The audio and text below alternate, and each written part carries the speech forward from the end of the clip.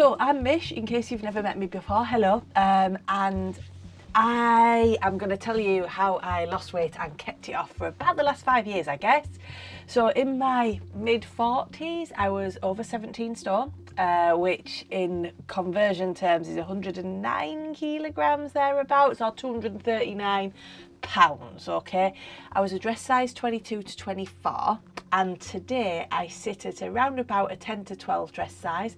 I'm a healthy weight, and I've been a healthy weight now for over 4, coming up for 5 years, which is quite a while. And a lot of people, me included, back in my sort of mid-40s, thought that once you got past 40, losing weight was incredibly difficult. It was nigh on impossible. But truthfully, you can lose weight in your 40s and keep it off as well. All you need to do is make little changes. Big changes are impossible to sustain, okay? Little changes done consistently over time, that's the key to losing weight and keeping it off. Things that you can actually keep doing, okay? So I'm going to tell you about some of those things in this video. This video is going to cover 4 main areas where you can make little changes that are going to help you to lose weight and keep it off. And those 4 areas are, firstly, nutrition. Secondly, movement. Thirdly, brain, thinking, okay? And finally, routine, because routine is a really useful thing to have, all right? Making small changes in these 4 areas really helped me to get this weight loss and to maintain it over this period of time. The thing I want to emphasize to you at this point, guys, is I did not eat food I did not like. I did not go nuts and do crazy amounts of sweaty cardio at a gym, all right? And I certainly didn't follow any fad diets. It was just little changes, eating food I like, doing things I like doing, and maintaining those over time. So let's get into it. Firstly, number 1, right? Nutrition, food, eating. Getting your head around it is really a critical part of losing weight, yeah? So for me, one of the key things that helped me to get my head around nutrition was making it easy. I'm all about work smarter, not harder, all right? So make it as easy as possible. So one of the ways I did that was to make my breakfast the same every day. Winter, porridge, summer, granola. I like them both. I don't eat muesli, don't particularly like it. So, you know, I eat what I like, and every so often on a weekend for a treat, bacon butties, all right? That's the breakfast I like, so that's what I ate. But I kept it consistent because then I didn't have to think about it. I've got a lot to think about. You know, I back when I started losing weight, mama 3, working full time, you've got a lot to think about. So keep it simple, stupid. All right? Make it easy for yourself. And that's what I did by making my breakfast and also my lunches pretty consistent as well. Lunch tends to be soup with some nice bread. And I treat myself. I get a really nice bread, not a cheap nasty bread, a nice bread with seeds and stuff in it. Because, you know, you've got to enjoy what you do, otherwise you won't keep doing it. If you get nasty bread that you don't like, you ain't going to keep eating it, are you? So, nice soup that I like. Sometimes I make my own. More often than not, I buy it in a tin because minimising effort is key, yeah? And a nice bit of bread. That way, that's 2 out of my 3 meals a day sorted with minimal thought. Make sense? Yeah? The other thing that I do, as well as with the nutrition, as well as keeping it easy, is just drink water. Drink more water. I invested in a cup that I like, all right? Because I don't know about you, I don't like drinking water out of ceramic mugs. Glasses, I knock them over. I need something with a lid because I'm a clumsy so-and-so, yeah? And I'm really fussy. I don't like sucking. Right, so that's not a straw, that's a tippy one, right? But honestly, it sounds ridiculous, but if you want to drink more water, get it in a container that you actually like drinking from, because you ain't going to drink it if it's in a container you don't like drinking from. So this thing, I blinking love it. I have a couple of them, and I scatter them around the house. I fill them up every day. When I clean my teeth, usually clean my teeth, fill up my water, then I know it's all there and done. So that's 2 of the little things that I did around nutrition, okay? Keeping it simple and actually finding a water bottle that I enjoy drinking out of. Yeah. By the way, guys, if you're looking for some help with sustainable weight loss, then there's some new video training, okay? There's a link below in the description that you can click on that's going to take you to that, all right? Been used by over 4,000 women now to lose weight sustainably, me included. Don't click on it yet though, because I've got some more useful things to tell you. The second heading, we've done nutrition, 2 things for nutrition. Let's talk about movement, all right? I say movement because when you say exercise, it freaks you out, didn't it? If somebody had told me back in my early 40s when I was like over 17 stone, you're gonna have to exercise, I'd have been like, don't be stupid, I don't exercise. I haven't done exercise since school and I hated it at school because I did. I was a deep fielder. I always went as far away from the ball and the action as possible and used to pick daisies and make daisy chains. So exercise is one of these things, right? That's, let's make it less scary. Let's just call it movement. Because truthfully, guys, right, the trick is to just move more. You don't have to join a gym. You don't have to sweat your puddings off in classes. You don't have to start looking like Arnold Schwarzenegger. You just need to move more. I work in a sedentary job. This is me, sat in front of a computer on a chair. Historically, I could finish a day with less than 1,000 steps, all right? So I started to look for ways that I could move more. Boring meetings. March on the spot. I've actually got a treadmill now under the bed here, one of them walking pads. You know, you don't need to do that though. Walking on the spot works just the same. So walk on the spot where you just in a meeting, listening, and you don't have to be writing or typing or whatever. I can't type and write, I'm hopeless. Every time you go and put the kettle on for a cup of tea, just march on the spot while it's boiling. Hula hooping. I discovered I love hula hooping, and believe you and me, right, skinny little plaggy hula hoops, really hard to do. Them big weighted ones, super easy. So I started hula hooping on a night when I'm watching telly, just standing like that. Just generally move more, okay? You don't have to start doing loads of exercises, you just need to move more, okay? That's enough of that one. Next heading, thinking. The brain, mindset is everything.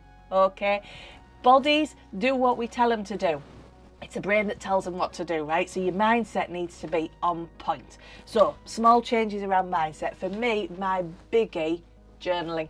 I love journaling, but believe you and me, it took me a bonny while to get used to it, all right? It was really hard work and took a lot of effort at first, and I didn't know what to write. I had no clue what the heck was. I mean, somebody said journal, what are you supposed to do? So I got one of them guided ones first. I got a free one actually, working with Alex, the sports dietitian. Sent me a 5-minute journal. 5 minutes every day, write some stuff down. It got me started. And the trick is, pick a time and do it every day. And if you miss a day, don't worry, just pick it up and carry on as if you hadn't. It genuinely doesn't matter. Done is better than perfect, all right? So just keep going with it. And I got into the habit, and once I got into the habit, gosh, now I love it. Absolutely love it. I used to do it in the morning. I've actually changed recently and I do it in an evening now. It's fantastic. Oh, things that you can write in it, right? If you do it in the morning, you can rake up and say 3 things to be grateful of, puts you in a good mood for the day. You can use it to plan your day. I do that on a night. I look at what I've got the following day and I schedule everything in because I am a planning freak, by the way. So I do that on a night, but you can do it on a morning as well. There is no right or wrong. Other things you can do in your journal, a right good whinge. You know when somebody really grinds your gears, just write it all down in your journal. Get it out of your system. It stops it going round in your head. All those witty retorts you wish you'd said, write them in your journal. If you are going to diss somebody that you live with and you've brain dumped in your journal, maybe rip the pages out and burn them afterwards just in case they ever decide to read it, which they shouldn't, and you shouldn't read things if you don't want to know what's in them, do you know what I mean? But better safe than sorry. And also setting a match to something when you've had a right good whinge about somebody is actually really quite cathartic as well. So yeah. Sometimes you can just do a general brain dump, get all the stuff out your head before you go to bed. It can help you sleep, yeah. You can write down your affirmations. I used to rewrite my goals on a morning to keep me focused on what I wanted to achieve. There's all sorts of stuff. There's this thing called the rose thing, so you can do at the end of the day you can do the bud, the bloom and the thorn. So what was the worst bit of the day, That's your thorn. What's the best bit of the day? That's the bloom. And what's the start of something good that happened that day, which is the bud. So there's endless amounts of things you can do with a journal, but honestly, brilliant for the mindset. Okay, sometimes you can read back through them, sometimes I don't. Reading back through them can give you a little bit of insight into what's going on in your thinking sometimes, which can be quite helpful. Next heading, routine, right? Routine, nail your routine, and planning.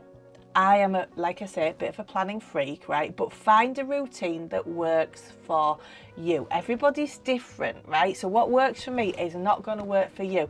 And be flexible with it until you find something that works. But bear in mind, life throws you curveballs, so sometimes you'll have to change things. And that's all right, okay? Big game changer for me in terms of routines, early starts. I was a night owl. I hated early mornings. And I thought, do you know what? On a night, I had my husband like that. In an evening, I've got kids like that. Through the day, I have people that I work with like that. I never got any peace. And so I changed my mind about mornings. I thought, rather than looking at it as, oh God, I've got to get up and let the dogs out, because I used to have an early rising dog, I thought, do you know what? This is an hour and a half of peace and quiet. There's nobody else up. Kids are still asleep, the husband's still asleep, it's just me. Oh my days. Once I started looking at it like that, I started loving mornings. Absolutely love mornings. That hour and a half of peace in the morning with nobody else in your ear, bliss. Absolutely bliss. I mean, things that you can do with it. I tend to do some stretching. I've got arthritis in various bits and pieces, and I wake up in the morning like that. I have to go downstairs sideways like a crab. So a little bit of stretching, right, is really, really good for me first thing in the morning. It just gets me going. The other things you can do, you could do your morning journal over a nice cup of coffee, looking out the window in peace with nobody going, Mum, where's my school shoes? Or whatever. Do you see what I mean? You could do your gratitude things.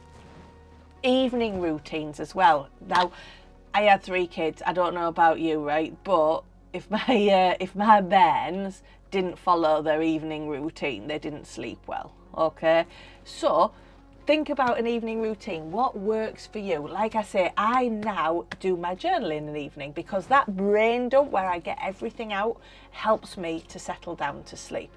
I also plan the following day. I look at my diary and look at my schedule and think, what do I need to do the following day? And I do that on a night because then I can rest easy knowing that the following day I just need to get up and start. I don't have to sort of plan it. It's all there. I know I've not forgotten anything. I won't wake up in the middle of the night going, oh gosh, I've got a dental appointment tomorrow.